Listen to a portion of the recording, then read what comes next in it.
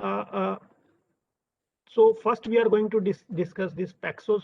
Paxos is the first category of consensus protocol under the umbrella of the consensus protocol that are to be applied or that are to be adopted for the permission environment. When my environment is permissioned environment, my environment is private environment.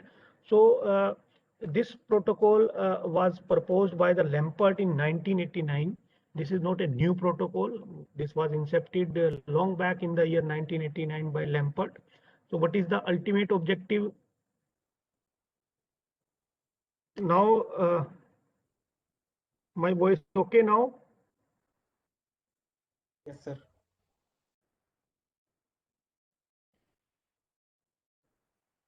Yes, sir. Now it's okay? Yes, sir. Shall It's I fine. You're audible. Okay, perfect. Because I'm getting a message that my voice is not audible. Yeah, so what is the ultimate objective of Paxos? The ultimate objective of Paxos is we have to reach to a common single value or reach to a common agreement under the crash or network fault. That means irrespective in your network, whether your network is partitioned into two different network or you are having a kind of a connectivity issue, not exactly the link failures are there or you are not getting the data from some of the portion of the network. Under these circumstances, under these constraints also your network behaves perfectly. Okay, so this is the ultimate objective, and these two problems are not going to be a kind of a problem for reaching to a common consensus as far as the Paxos is going to concern. So this is the sole idea of the, or we can say the objective of the Paxos, that it is going to select a single value out of the multiple values under the crash or network fault. So how it works basically, so we are going to discuss three things related to the Paxos: how you are going to make a proposal, number one. Number two, how the value is to be accepted by the different stakeholders. Number three, how we are going to handle the failure situation in the Paxos. So I will tell you in a nutshell, in one by one, we are taking an example. Why? Because in our lab, many students have implemented this Paxos, many in Java, many in Python also. So this is to be a kind of a exercise for you that if you want to implement Paxos in Java, if you want to implement Paxos in Python, then up to that depth, I am going to explain it to you, because this is going to be a kind of analytical project for you, because you have implemented one protocol. Because if you just Google it, you will never found any kind of coding. Okay, because in the base paper also they have proposed their idea, and the interesting part of Paxos is what, because this was proposed by Lampert, so around 13 years reviewer will take to get their comments in the favor of this particular paper. They give multiple revisions, okay, within a span of these 13 years. And after the 13 years, reviewers were confident enough that the proposed algorithm, which was proposed by the Lampert, is fair enough. So this is again one of the interesting part with this. It took around 13 years to get final acceptance from the reviewers, because earlier reviewer feel that your idea is novel, but you do not have a kind of a fair enough chances you have given to each and every individual node. But the Lampert has Sudeep sir, I think revised there it. are audio issues are from your end. Madam, I have told you that because in my university they are facing optical fiber breakage problem today at 2:50 p.m. So it will take another 1 hour. We will do one thing. We will postpone this session maybe after 4:30, or I will ping you whenever the connectivity is okay. Because I Sir, have your connected audio is from, completely fine. but some are saying that there is a problem in my audio. It's been completely what- fine from like last 10 minutes. It's been completely fine actually. Okay, so because I am connected from my hotspot, so that is the last option available with me. So shall we continue, Yes, sir. or we have Yes, to? sir. Okay, Yes, thank sir. you. Yes, Yes, sir. sir. So in between, if you found any problem, without any hesitation, you can just ping me. I will stop there, no problem. Okay.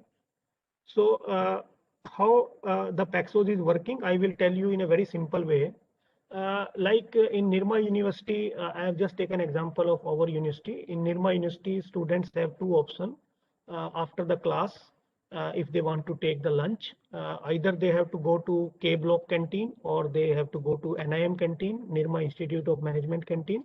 So in nutshell, after the class is over, in the lunch time, student have two options.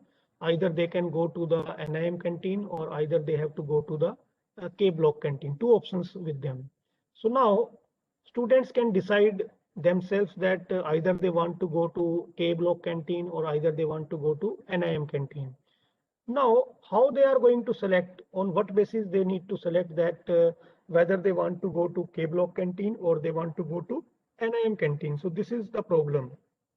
Okay, so we will see that how this problem is going to be solved by using the Paxos. So, but I will just add some constraint to this problem in order to make this problem more interesting, that students believe that we all want to go together. It is not like that in a class of 60 students, some say that we 20 need to go to K Block canteen and rest 40 need to go to NM canteen. No, there is one constraint.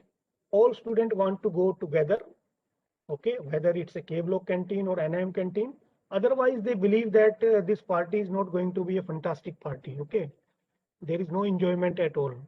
So, and this is constraint number one. Constraint number two is, sorry, there is no central leader basically. There is no class monitor, okay. And everyone propose their own viewpoint. What is the meaning of this viewpoint? That whether they want to go to K Block canteen or they want to go to NIM canteen. And throughout these values, consensus can be framed out. So that means we are, as an input, we are having only their views, whether they want to K Block canteen or they want to go to NIM canteen. And based upon their viewpoint, we have to frame out the consensus and reach to a common agreement that all the students want to go to K Block canteen or NIM canteen. Okay, so these are some constraints. So now we will see that how the Paxos is going to solve this particular problem. So let's say if I am the member of the team of students, if I believe that I am out of the 60 student, so I just wait for some random amount of time to see that someone else is going to propose their viewpoint. So it is just a class, some class 60 students are sitting in a class and they wait, let's say for some random amount of time, 2 minutes, and they just wait. Everyone is waiting that someone is going to propose, hey, we want to go to K Block canteen and we want to go to NIM canteen. So let's say I just waited for some amount of time to see that someone else from the group, from the class is going to propose their viewpoint, whether to want to go to K Block canteen or NIM canteen. Let's say I just waited for 2 minutes and no one is going to propose their viewpoint. Then if not, then I will propose my viewpoint. Let's say my viewpoint is we need to go to K Block canteen. This is my viewpoint. Okay, I have waited random amount of time. So for this particular purpose, you have to use a kind of a random function here. Okay, once this random waiting time is over, then I have not heard from anybody else. Then I have to propose my viewpoint, and my viewpoint is we need to go to K Block canteen. And now I want to see that based upon my viewpoint, how the others are going to react. Based upon my viewpoint, how the others are going to react. Now they have two options. Option number one, they accept my proposal or they deny my proposal. They have two. Okay, so it is not just like they sit silently. No. So they have to either cast the vote, or we can say either in the favor of your proposal or either in the oppose of your proposal. Now, after that, in this way, this information gets propagated in the entire network, and all the nodes, all the students, I believe, because it's a blockchain network, all are connected in a peer-to-peer manner. Every individual student is having the connection with all the remaining students, remaining 59 students. That's the way this message is propagated to the entire class that my viewpoint is we need to go to K Block canteen. Now it helps to make the consensus based on the majority decision. So for this particular case, you need to have a kind of a majority principle. So you need to define a procedure. I can call it this procedure as a majority voting procedure. So if the majority of the nodes, or we can say majority of the students, are agreed on this particular phenomena that we need to go to K block canteen, then they all goes to K block canteen. If otherwise, if majority of the nodes, or we can say the student proposes or agreed that we want to go to NIM canteen, then all goes to the NIM canteen. So that is the broad idea of Paxos algorithm, that how the Paxos algorithm works. So in nutshell, I will tell you the Paxos algorithm works on the principle of majority voting criteria. So according to majority voting criteria, the Paxos algorithm works.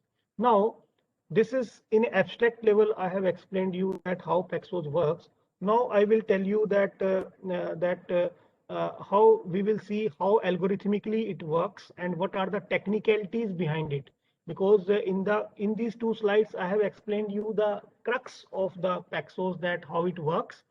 Now we will see that what are the technical issues there, what are the problems there, what are the hurdles there, what are the use cases there.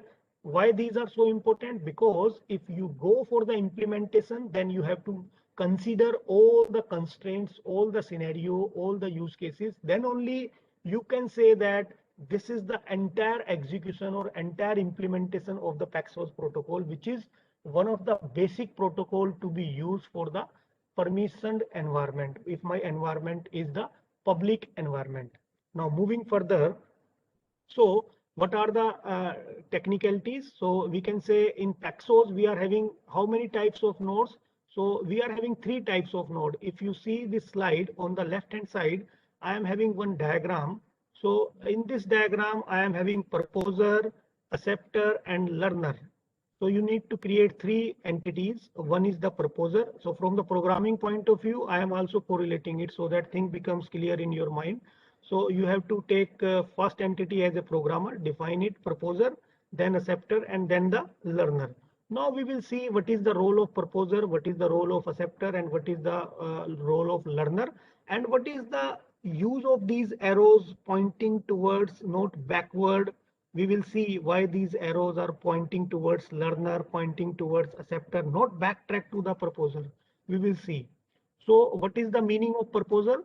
So proposer means the students, those are willing to propose their viewpoint, that which is your viewpoint with respect to the available options.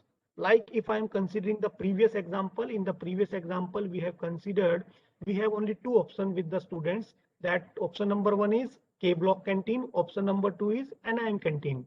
So the proposer means they propose values that should be chosen by the consensus algorithm, like with to go to NIM or K block canteen. So proposer is what? It's a kind of a contesting candidate that any one of the student after completed the waiting time or before completed the waiting time can propose their viewpoint to all the rest of the students. So that is the beauty of Paxos. This is, we can call it as a first entity, or that we can call it as a proposer. Now second one is the acceptor. So acceptor means they form the consensus and accept the values, because all are connected in a peer-to-peer way. So whatever be the viewpoint received from the proposer, let's say for example, I am considering this scenario, proposer number one, proposer number two. Okay. Now see my cursor very carefully. Acceptor number one, acceptor number two, acceptor number three. Okay. Now this acceptor one received how many proposals from? It receives proposal from proposer number one, proposal from proposer number two also. Now, which proposal this acceptor is going to accept? On what basis this acceptor is going to accept the proposal received from the proposer number one and two? So the acceptor form the consensus and accept the value. Let's say, for example, I am reviewing a proposal received from proposer number one, and that proposal is about to go to NIM canteen. And in between, I have not taken any kind of decision whether to go with the proposer number one. Then in between that, I have received another proposal received from proposer number two, that we need to go to K block canteen. Okay. So now Now what you need to do, it is up to here the Paxos say that whenever you are reviewing a kind of a proposal and another proposal will come to you, then straight away you have to reject the first one. So it is up to you that whether you want to accept it or whether you want to reject it. Okay, although I know that it's a very tricky situation here, but whenever we are considering some kind of examples, then thing becomes very much clear to you. Second, third category is the learner. So who are the learner? Learner which value was chosen by the acceptor, then they will collectively accept that particular value. That means out of these acceptors are going to accept, that means what kind of values are going to be accepted by the acceptor, whether they, it's a kind of a majority voting. So we can say in a nutshell that everyone is the learner in the network, because everyone is waiting for the feedback, or we can say for the viewpoint received from the any of the proposer. So basically everyone in the network is the learner who learn what is the majority voting decision. So now why these arrows are towards the acceptor? Because acceptor cannot only inform to the class that I am going to favor this particular decision, or I am going to I'm not going to take I'm not going to oppose it, or I'm going to oppose it or not. So this is again dependent on the acceptor.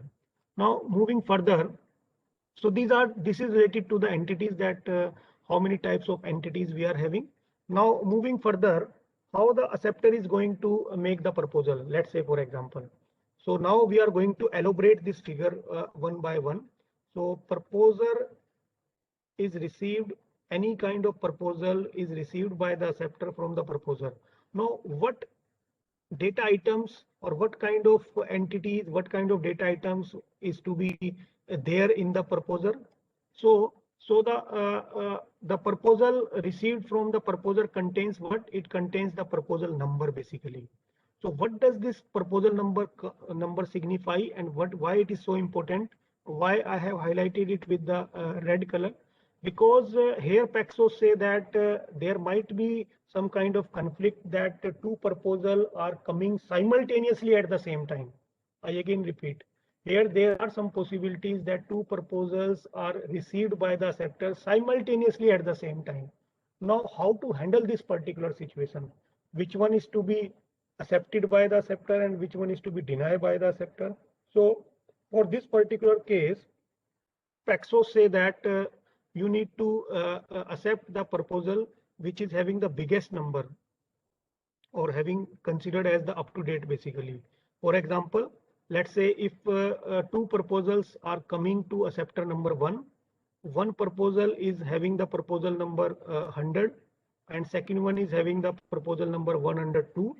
So what does this 100 and 102 specify? So that means in which round we are and how many transactions are already committed. Okay, so P1 proposal number 1 having 100 proposal number, and proposal number 4 having proposal number 102. So according to Paxos say that higher the value of the proposal, you will accept it from the acceptor point of view. Why this is so? Why not the lowest number? Any student have any clue about it? Why not we are going to accept the only the biggest number? Why not the lowest number? Any student want to reply? Write in the chat window. Why only the biggest number is going to be accepted by the proposal? Why not the smallest number? Yes, write in the chat window. I think my voice is audible to all of you. Hello. Sir, you are audible. Hello. Yes, so then reply it from the student point of view. Otherwise, it is going to be a kind of a one-way communication. Okay. So why give your reply? It doesn't make any difference. The answer is right or wrong.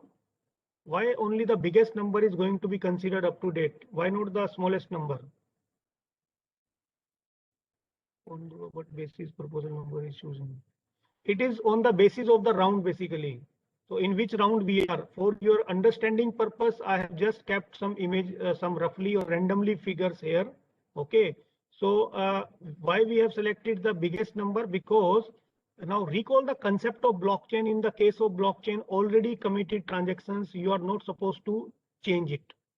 That's the immutability nature of the blockchain. So if already committed transactions are there, that means there is no scope to change the already committed transaction. So that means you are going to discard the lowest number. Otherwise, what happens if you are going to encourage the lowest number is to be selected as the final viewpoint, then you are opening the doors for the intruder to make some kind of changes to the already committed transaction. This is the viewpoint that why the Paxos or the inventor of the Paxos, the Lampert, has selected the proposal numbers. Those are coming from the P4 as the highest is going to be the final one. Now, we will see in next slide that whenever the acceptor is going to receive the proposal received from the different proposer, now how the acceptor is going to take care of it. Now I again repeat, in the next slide we will see that whenever the acceptor is going to receive the proposal with the proposal number received from the proposer, then how the acceptor is going to take care of it, how the acceptor is going to deal with this situation. Now, so here, when the acceptor is going to receive any of the proposal received from the proposer, then acceptor will compare that proposal, whatever proposal he already has. Okay, so now this process we can call it as a acceptor decision making process. How the acceptor is going to make the decision? So acceptor is going to make the decision on the basis of what? So that I am going to explain you that each acceptor compare the received message received from where? Received from the proposer with the proposal number with the current value of the proposer. Okay, so that means some proposals are already there with the acceptor and some proposals they are going to receive from the proposer. So now here, now see this particular condition, proposer is equal to the acceptor I proposal. So that means what? If it is less than that, what means? You are going to decline it. You are not going to accept it. If it is higher, then you just straight away accept it. So this process will repeat until you are having some kind of proposals that you need to take the feedback or you need to take the opinion of the acceptor. So if the proposal number is less than the acceptor I, in order to make it more generalized, if the proposal number is less than the acceptor I proposal number, then you accept it. Otherwise, straight away you need to reject it. And this process iteratively will repeats until you have the proposal that needs to be processed. Okay, so this is how the acceptor is going to take the decision. Now, next step is whenever acceptor is going to take the decision, that means it is the scenario. One student has proposed we need to go to K block canteen and student has casted their vote. Now you have to inform to the class that what is my viewpoint. So this is that particular scenario that now the acceptor will prepare a response message against the proposal that he or she has received. I again repeat, now the acceptor have to prepare a kind of a response message. Okay, for what purpose? In order to inform back to the proposer that I am in favor of you or I am in oppose of you. Yeah, there are two scenarios, either in the favor or either in the oppose. So now what values this response message contains? So this response message contains the whether your proposal is accepted or denied, or we can say declined, and up to what proposal number your proposal is accepted or declined, and what are the final accepted values. So these three things. First one is the accept or decline, whether pre-prepare accepted or not. Okay, so that means it's a kind of a pre-prepare message, not the post-prepare. So there is a difference between pre-prepare and post-prepare that we are going to discuss in the next slide. So now what is the proposal number? That we have already discussed that the biggest number is to be selected by the acceptor.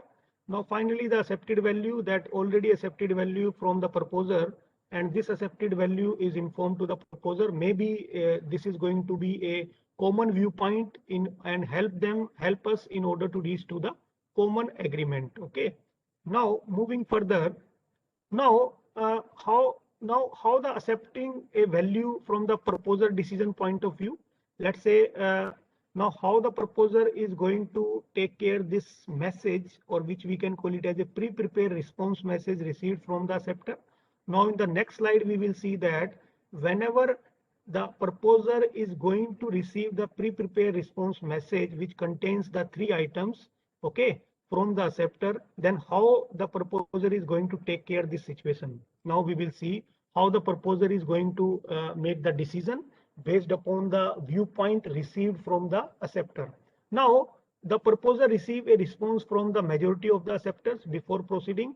So here Lampert faced one of the problem, because in your network you have some kind of silently observing users also. Those are not willing to take part in the procedure, but we have to wait. We cannot wait more than the pre-decided time, that is allocated timestamp during the process. So the moment we are going to receive the majority of the response, then we have to start this process, which we can call it as a final accepting a value from the proposer decision making process. So the proposer receive a response from the majority of the acceptors before proceeding further. So now how he is going to handle this particular situation?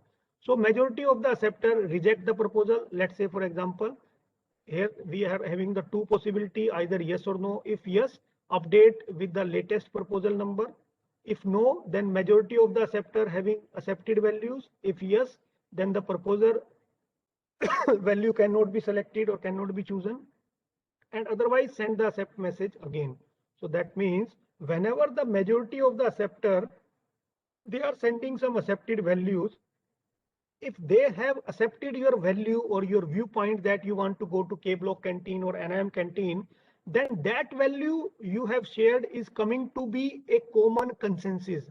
That means out of the 2 options, either to go to K block canteen or NIM canteen, now we are on the verge to finalize based upon the majority voting principle received from the acceptor and received by the proposer. Okay, so this is how the proposer decision making process works. Now, this is the final stage. Now, in the final stage, what accept message you, because as a proposer, the proposer need to inform to all the students, this is my viewpoint and I am the winning candidate and my viewpoint is the final point. And now it's the duty you need to inform to the entire class that now we have to reach to a common consensus, and the common consensus, common agreement is we need to go to K block canteen. I'm just taking an example. This stage we can call it as a final stage, is the accept message, where the proposal sends the accept message to all the acceptors or all the students, which include the proposal number and the value. That means on what proposal number your viewpoint is accepted and what is the common agreement, a single value proposed by the proposer out of the given options. So in the previous example, we have only 2 options, NIM canteen and K block canteen. Or in the family example that I have explained to you, you are having 4 options: MACD, South Indian, North Indian, and the Gujarati restaurant. So out of these 4, so a single value is to be proposed by the proposer and it is to be informed to all the acceptors. Now after that, what you need to do, you have only informed to the acceptor, but I have told you that in your class there are some kind of silent listeners are also. So you need to, at the last, you need to inform to the learners also that on each acceptor accept the value from any of the proposer, then notify the learner the majority voted value has already been taken care, and based upon the majority voting principle, this will be the final viewpoint of the round number 1, and this process will repeat for round number 2, round number 3, round number 5, in whatever way you have the options available. That depends upon the application specific nature where you want to apply. Now the next part is, in the next part, what happens basically, just a minute. So in the next part, let's say we are going to consider some of the realistic scenario. So far we have discussed about the working of the Paxos. So in the next part, we are going to discuss about the way that how we are going to handle the rejections basically. So this is the general scenario. We are having 3 entities: proposer, acceptor, and learner. So now, how we can say that there is no chances of rejection? How we can say there is no chances of rejection? If in my system, we are having only one proposer. That means out of the 60 students, no student is willing to propose their viewpoint. All sit silently. All are the listeners. All are the learners basically. Okay. And only there is one student who have proposed their viewpoint within the stipulated time period allocated for particular round. Okay. Then in this particular situation, we can say that there is no chances of rejection. So proposer always have the proposal with the biggest number because no comparison is available. So here every acceptor accept the proposal because it is going to be the biggest. There is no need to compare it because we are only having one proposal, and no proposal is going to be rejected because there is no competitive environment. Only we need to ensure that no acceptor is faulty. So this particular environment works well unless and until in your environment you don't have any kind of the faulty acceptors. Faulty acceptor means what? Let's say one of the acceptors started behaving maliciously. Okay. Now only we need to ensure that no acceptor is faulty. Up to that particular instant, we can say that this system works perfectly, or majority of the acceptors are non-faulty. Under these two circumstances, we can say majority of the acceptors are non-faulty, okay, or no acceptor is faulty. With these two constraints, we can say reaching to a common agreement in the single proposer system is not going to be a big problem. So when you are going to implement this particular case, you need to consider this scenario also, that this is the case number one. The case number one is if you are having single proposer, then reaching to a common consensus is not a big deal because there is no competition at all. Now consider the another scenario. So let's say if I consider we are having multiple proposer and any one of the acceptor fails. I again repeat, I have considered a scenario where we are having multiple proposer and any one of the acceptor fails. Now in this particular scenario, the acceptor fails. Let's say there are two chances acceptor to be failed. First one is during the pre-prepare phase. Pre-prepare phase means what? When the acceptor is going to inform to the proposer, but the proposer had not informed back to the every acceptor. So this phase we can call it as a pre-prepare phase. It is not the final phase. So if any of the acceptor fails during the pre-prepare phase, then there is no issue. There is no big deal at all. Why? Because there are other acceptors available in your system, okay, and they can hear or the proposal whatever they have received from the proposer 1 or 2, and they can cast their vote either in the favor of or either against of the proposal. So that means if in a multiple proposer single acceptor failure situation, reaching to a common consensus is not a big deal. Paxos is going to handle this particular scenario where we are having multiple proposer and single acceptor failure, because other acceptors are also there. Depending upon their viewpoint, reaching to a common consensus is not a big deal. Now next scenario, let's say acceptor fails in the final phase basically, or during the accept phase. Accept phase means what? When the proposer is going to inform to all the acceptor that my viewpoint related to that is similar to what is we need to go to NIM canteen or K block canteen. Okay, then again there is no issue because the acceptor can vote for the proposal. There is no issue because other acceptors are also there. According to the majority voting principle, we can take part their viewpoint of the rest of the acceptor.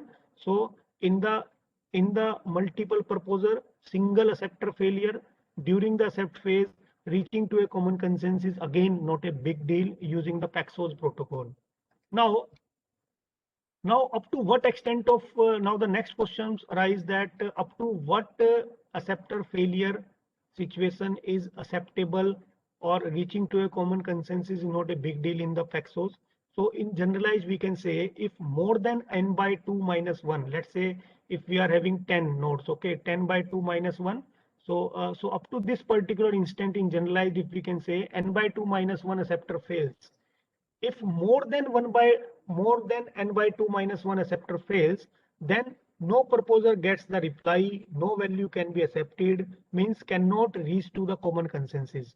That means if more than n by 2 minus 1, 10 by 2 minus 1, So 5 minus 1, 4. If more than that we are having the acceptor fails, then reaching to a common consensus based upon the majority principle using the Paxos consensus protocol is not going to help us, because then it creates a problem. What kind of problem? Because up to, or we can say that up to n by 2 minus 1 acceptor fails, Paxos works perfectly. But whenever the acceptor failure ratio exceeds n by 2 minus 1, this is not a viable solution. I will tell you that what could be the viable solution in order to handle more than n by 2 minus 1. Okay. Now, so far we have discussed about the acceptor failure situation. Now consider another use case. Let's say how to handle this situation, or how the Paxos is going to handle this situation when the proposer failure occurs. Now here also we are having two situations. Situation number one is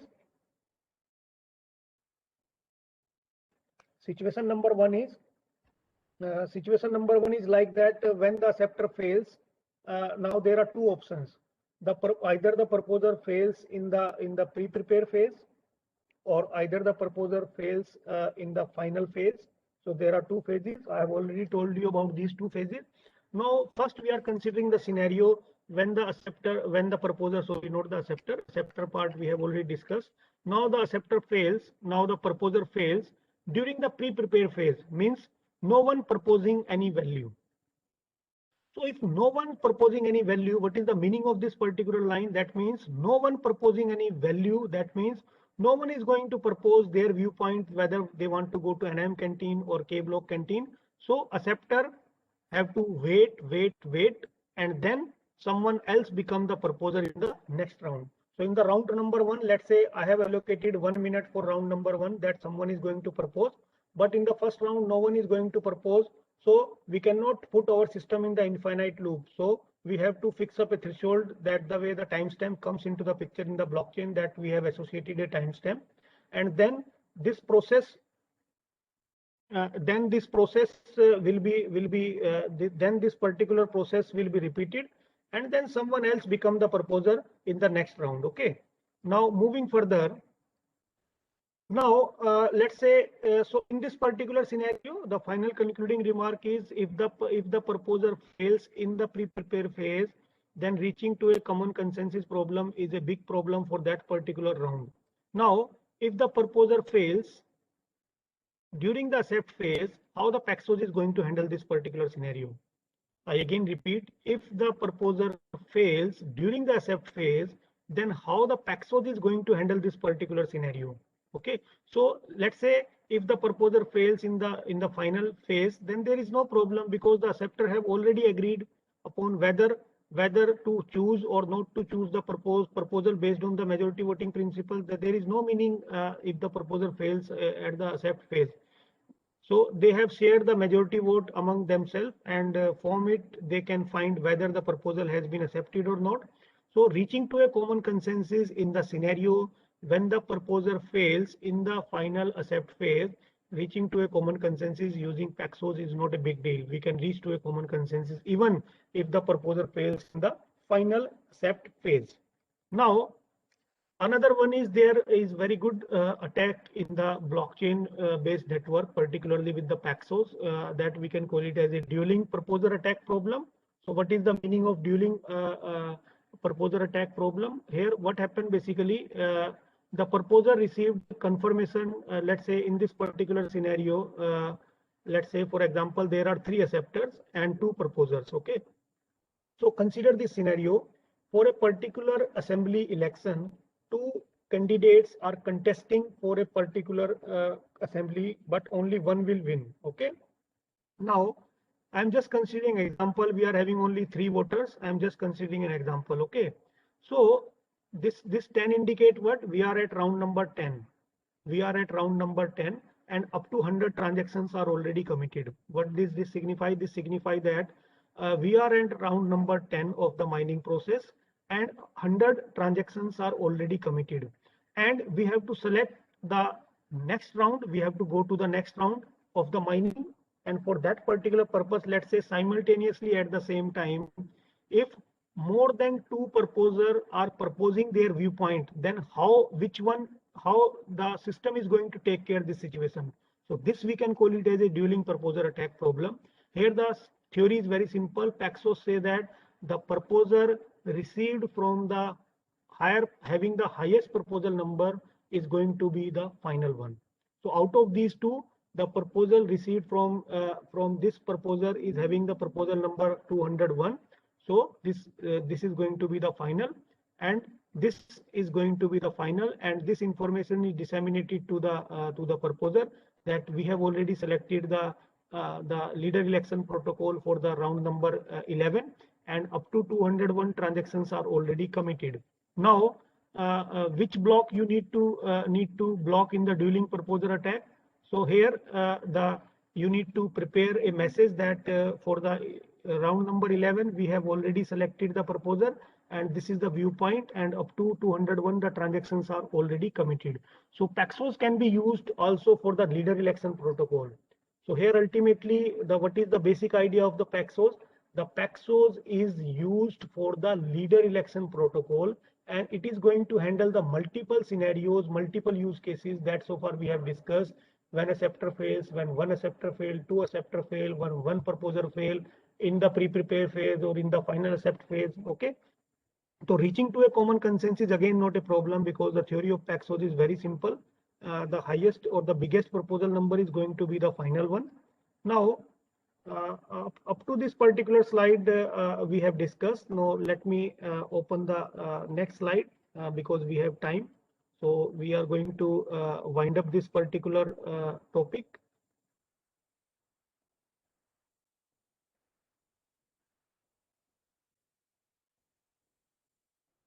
Let me just.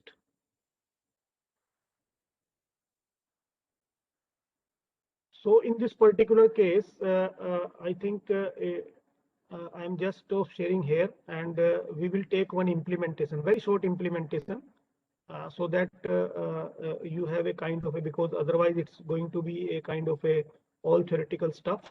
So let me just open the implementation in the Visual Studio Code, and then I will brief you. Maybe it will take 20 to 30 minutes. Then I am going to within next 1 to 2 minutes, I am going to share the again the screen with all of you. Let me open certain files.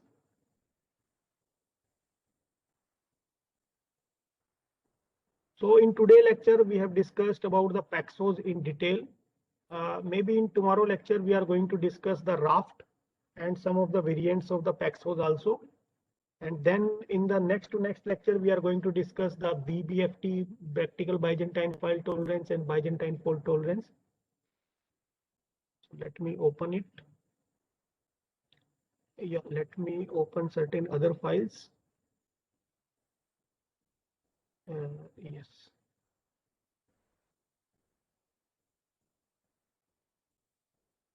Let me just copy one link in the. Yeah, just a minute. Let me share my screen, and before that, I need to copy one. All of you are requested to check one. It doesn't give any kind of freedom to me to. No problem. You just check. I have just copied one URL with all of you. This is a very good article to create how you are going to build the blockchain and implement the proof of work mechanism in Python. Okay. So I am not going to discuss this. This is for your practice, but I am going to implement in today. Let me share my screen, and then I will brief you that one implementation we are going to wind up today. So I believe that my screen is visible to all of you. So let me first, I think the other speaker have not discussed about the creation of blockchain. Ms. Sakshi, if I am not wrong. Hello. Sir, they have done with Ethereum. Yeah, I have discussed with them, but creation of blockchain, I think they have not done. How to Yes. create the blockchain? Yeah. Yes. So because in the maybe in the after 2-3 lecture, I'm going to start the basic fundamentals of the blockchain in detail, that what is there inside the block and how you are going to implement the block. But prior to that, I will again come back to this implementation again, but I am going to give you a kind of a flavor of implementation so that things are not going to be bore for you. So prior to that, what installation you require? You require Visual Studio in your laptop or your desktop, or you need to have Node.js. Okay. Then what after that, once you have the installation successful, then you need to install, like in the normal C program, we need to check whether our C working properly or not. So similar to that, you need to type a hello program. So that will create a kind of awareness to you that whether your Visual Studio or Node.js are working perfectly or not. After that, because I have already explained you that blockchain is using some of the basic cryptographic primitives, and Dr. Neeraj has already explained, because I have already talked with him today about the basic cryptographic primitives. So some of the basic cryptographic primitives when we are going to implement the blockchain is SHA-256. So you need to add a package related to SHA-256. So in order to install the package related to SHA-256, you need to have used this particular command that I'm going to copy in the chat box. Okay. Or otherwise, what I need to do, I am just sharing this Word document with all of you, no problem, with the organizer, and they are going to share with all of you. After you have installed this package related to SHA-256, what you need to do, it's basically Crypto.js. You need to restart your Visual Studio, and once after performing the above task. If you are not going to restart your Visual Studio, then you are not in a position to start your entire implementation. So now I will tell you that how you are going to implement in today lab. We are going to discuss about how you are going to create the blockchain. So if you need to create your simple blockchain that contains 3 blocks, not more than 3 blocks, okay. And this is not only the one way of creating the blockchain. Thousands ways are available to create the blockchain. In any language you can create the blockchain. So this is the easiest way to create the blockchain, just to give you a kind of a flavor that what is inside the block. So I will tell you that this is the SHA-256 we have to add as a patch, as a file here, because I am going to use some of the basic cryptographic primitives. Then, like in the normal C programming or any programming, you have to define the class. So here I have defined the class. The name of the class is block. So constructor, I have defined some kind of items. So blockchain contains the index. So index start from the 0 and then up to other extent, and then the timestamp. What is the time assigned to every block? You need to specify, and what kind of data you need to store in the block that you are going to create. You need to define the data structure of it also. Then the previous hash. This is very important, because in the blockchain, every block is interlinked with the next block, or every block contains the hash of the previous block. Okay, so that's the way previous block value you need to specify. Then after that, you need to we will be using SHA-256 cryptographic function to generate the hash of this block. So this is the basically the just a minute. This is basically the command where we need to return the SHA-256 whatever you have used, because in this particular case we need to have the items related to the block. So inside the block we are having the index, then the timestamp, then the previous hash, and then we need to have the data. Okay.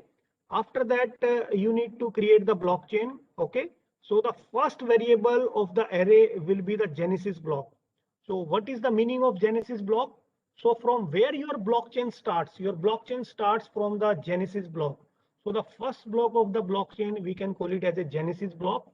So you need to create the Genesis block manually. So this is again one of the questions, that Genesis block is to be created manually. Yes, you need to create the Genesis block manually, because from here you are going to start the blockchain, and this Genesis block doesn't contain any kind of previous hash.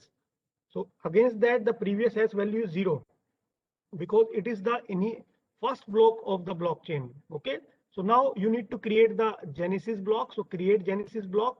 return the new block, and again this is 0 against the index, then the timestamp, and then the data which you need to store, and against the hash we are having putting here 0. Why? Because this is the start block of the blockchain. Now get the latest block, you need to publish it and available, make it into the chain, and it goes up to length -1.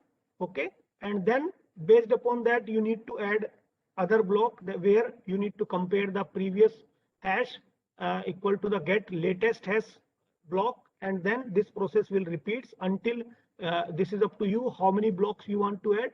So here you need to create the for easiness I have created only 2 blocks here. So block number 1, block number 2, and what does it contain? Block index 1 for the block 1, block index 2 for the block 2, then the timestamp, and then the whatever amount of balance in terms of the data they are having. They are having, let's say 100 ether, or if I am going to use the gas, so that choice is yours.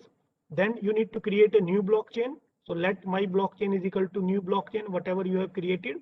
Then you have to add the new blocks to the blockchain one by one. Okay, and then you need to pass it, and let's say for example if I want to just a minute, if I want to execute it, let's say I need to go to terminal, I have to open the new terminal, and then just a minute.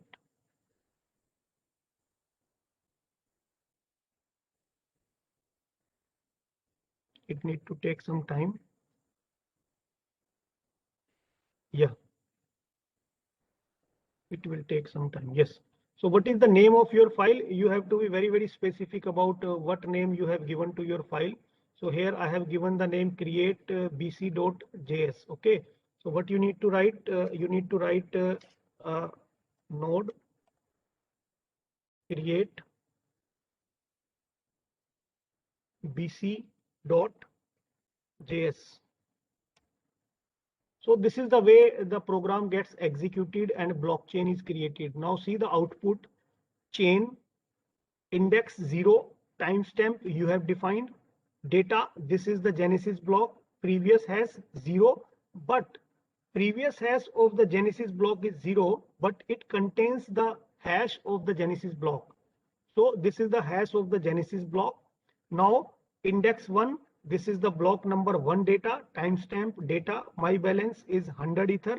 Now see the previous block and the block of the and the hash of the Genesis block. Hash of the Genesis block starts from F29BE03. I'm just taking first few digits in order to just have you a kind of a feeling. And previous block of the first block is having the same F29BE03. This is how the blocks are linked together inside the blockchain. Okay, so similarly you can create your blockchain. This is very simple way of creating the blockchain, and I again repeat, this is not only one of the way of creating the blockchain, or this is not only the one way of creating the blockchain. There are multiple ways of creating the blockchain. If you want to make it more complex, you can associate database to it, where you can store the dummy data with respect to the transactions. It's a kind of a ledger, and at any instant of time you can just refer the ledger. Okay, and with that particular case you can make it more complex. Okay, so in the next lecture we are going to discuss about the next class of consensus protocol, that is the raft. And if the time permit, then also we are going to discuss about the implementation. Two implementation we are going to discuss in the next lab: hash validation and proof of work. How we are going to implement the proof of work, and how we are going to have the hash validation within the blocks, or the multiple blocks if they are there in the blockchain, and then how we are going to correlate it. So we will take some questions related to the so far discussion we have made today. And so this is, we will take some questions related to the so far discussion we have made, because I have prepared a couple of slides related to the questions also. We are going to discuss some more questions like in the previous, in my previous session we have discussed. So in the same way we have discussed, I float some questions to you, give you 2-3 minutes to think, and then I will explain the answer to all of you with the technical depth that why this is the answer of the questions that I have already posed to you. Okay, so we will take some questions. Sakshi ma'am.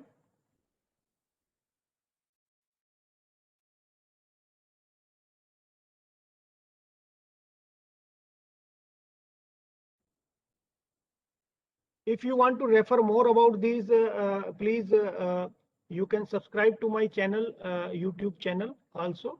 Okay, and where all the details, I think 3 to 4 videos are already available.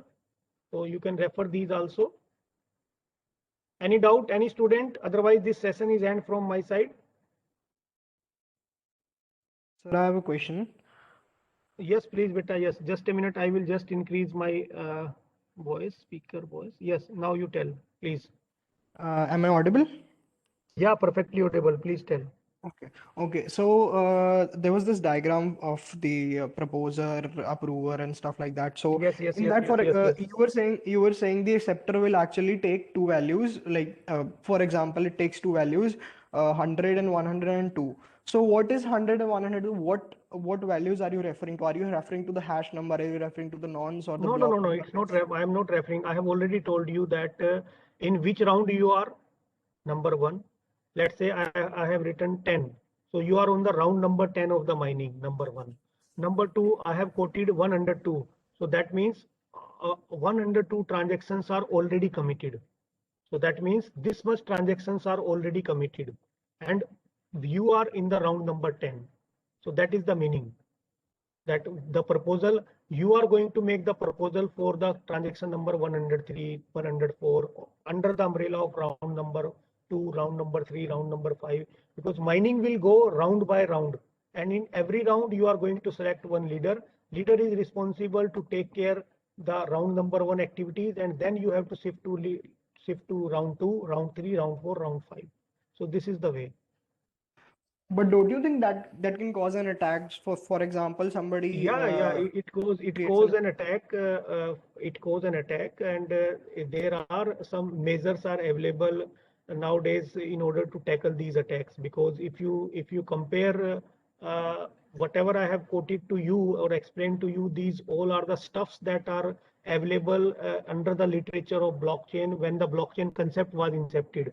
Okay, okay. but if you just Google it more, then you will find out a number of use cases are there where the attackers have gained the access to the entire network and do some kind of falsification in the data or injected some kind of false verification. And this is also in practical aspects happen if you just Google it. Simultaneously at the same time, two person are claiming that I have also waited, let's say for 1 minute, and you have also waited for, let's say, 1 minute, and you are going to use the POET consensus protocol, proof of elapsed time. Okay. So now how will you identify that which one is telling truth or which one is not telling the truth? If it is a software control program, let's say for example, and your attacker has already gained the access of the software code and make some kind of modification, then your system cannot deny to the attacker that, so this is one of the drawback basically. So that's the way we can say that rather we are going with the software controlled environment. We have to make a kind of a hybrid approach where we are also having some kind of hardware based approach also. Okay. So slowly, these consensus protocols are becoming mature. So whatever I have discussed with all of you, these are the basic consensus protocol. But if you just Google it, the list of consensus protocol, then you will find more number of consensus protocol, maybe 50 to 70. But people have used these consensus protocol and they have some kind of limitation with respect to the application also. Might be it is possible, like for the energy trading, you are going to use one of the consensus mechanism which is not suited for the healthcare environment. This is practically happened many times because altogether the requirements are different and the attacker perspectives are different. Whenever the attacker is going to dealing with the financial institutions or dealing with the healthcare institutions, then philosophy is entirely different. Okay. Understood, sir. Thank you. Yes. Any other question if you have?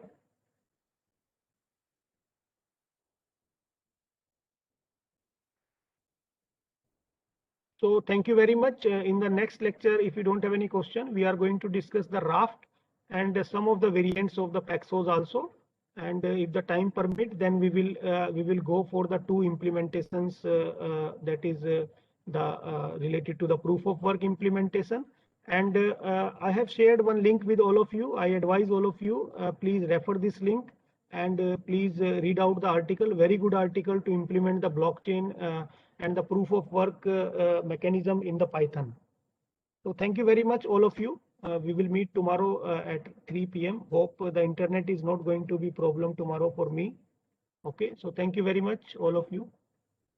Thank you, Sudeep sir. Thank you, ma'am. Thank you. And thank you so much, everyone. Attendance link was shared in the chat window only. So you can submit that and you can leave the session now. And submit your attendance within next 10 minutes.